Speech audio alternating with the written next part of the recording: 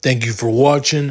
This is Today in Real Estate, April 24, 2023. Cesar Medina, Keller Williams Real Estate, your realtor. Let's get into it. This article is entire downtown is effectively dead. Baltimore City descends further into turmoil. No surprise here.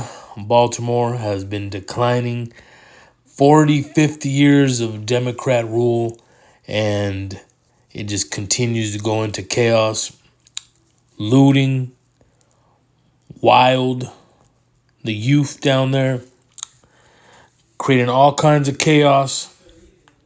I don't know if you've seen the videos. It's like Chicago. It's out of control. Shootings, murders are up. Not a lot of opportunity there. And they have an awesome downtown, but what's happening is a lot of people are not coming into downtown. Businesses are shuttering. Businesses are moving out. This is causing less people to come in. Also, you have the whole commercial real estate, its effect going on around every city in the U.S., but it's affecting cities like Baltimore, San Francisco, other places in New York where there's high vacancy rates because of the remote work from home. So there's a lot of problems happening in Baltimore because of this, mixed in with the crime, the policies of the last 40 years. Businesses are leaving, and it's becoming a vacant ghost town down there, and people aren't coming in, and it's just starting to create other problems for other businesses, let's say like restaurants. People aren't coming in to eat, so now they're shuttering their doors. It's just continuing. It doesn't look good for Baltimore. They have to turn away from their policies, and they can dig themselves out of this. That's what's happening in Baltimore right now. This was an interesting article here. Millennials are slowest generation to hit 50% ownership. I was actually surprised when I read this and that they hit that 50% mark. I was surprised because I always, from reading my information and looking up the demographics on millennials, they're a group that never wanted to get married, never wanted to get into childbearing or even home ownership. They were delaying all that. So I was surprised to see that they even hit that 50% mark. They're at a 51.5% home ownership right now. Definitely slower than other generations. You had Gen X, let's say at the age of 30, 42% of millennials own homes. Gen X, they had 48% of their people owning homes. Baby boomers were at 51%.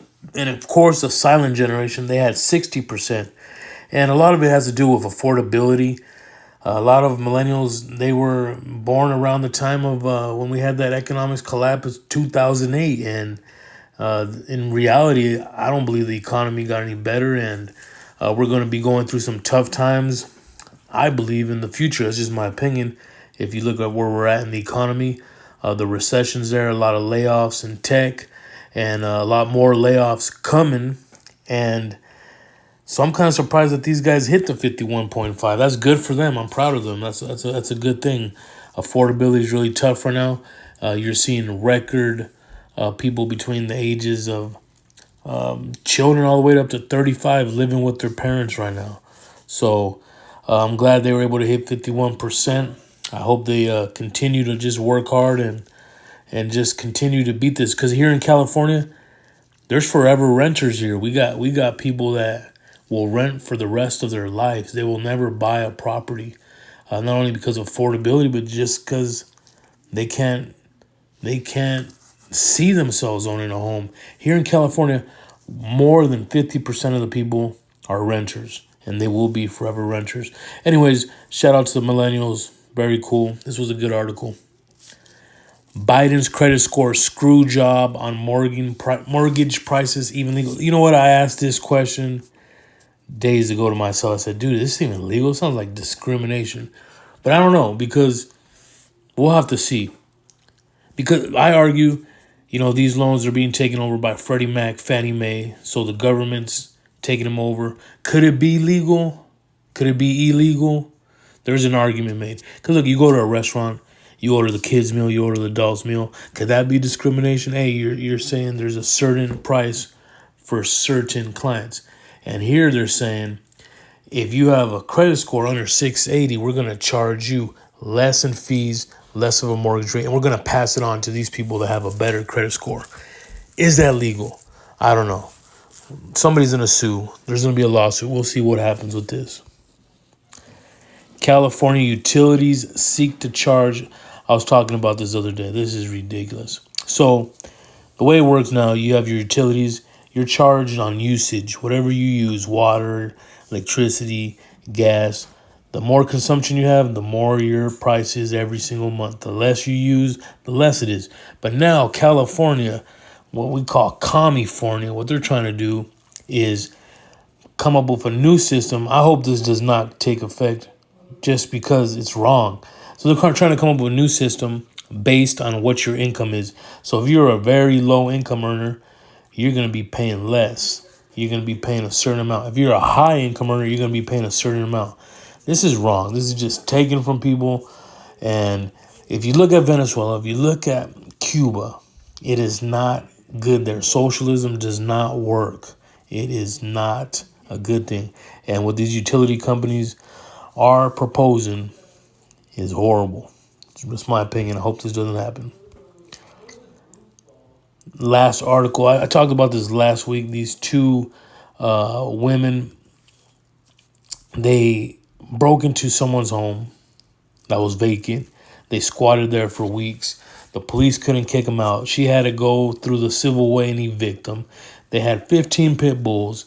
They destroyed her property. It was like $35,000 in damage. So the owner, she's calling out the governor. She sent him a video and it went viral. And she's just saying how this is wrong, that they need to change the system. Because the system is not really on the homeowner's side. Like, you know, in the old days, or not even in the old days, if you really wanted to get uncivil, you can just go in there, pull some people out, get violent, move them out on your own, but you end up going to jail, right? These days, you have to do it the civil way. You got to go to court.